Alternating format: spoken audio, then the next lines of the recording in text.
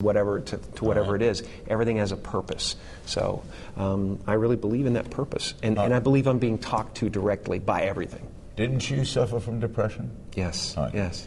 I'm on a manic high right now. Can't you tell?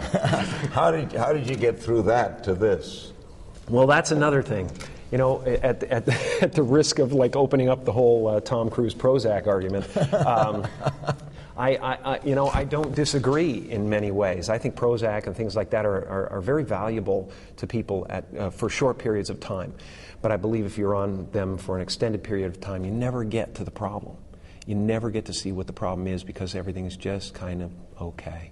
And so you don't deal, and people deal when they get desperate. So how'd you do it?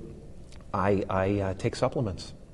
Vitamins? Yes, there is it is vitamins, but it's also certain elements of the brain like tyrosine and hydroxytryptophan that they're treating depression with now. And it is a natural substance that's in your brain, but instead of being a serotonin inhibitor, which just uses the serotonin you have in Prozac and things like that. It just uses the serotonin you have, and it doesn't allow it to go back into the receptor.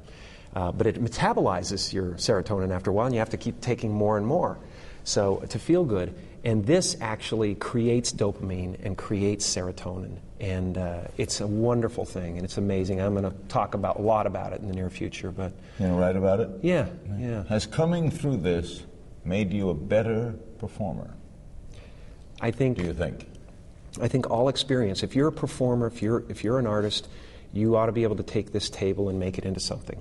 You know, you ought to be able to make something out of anything.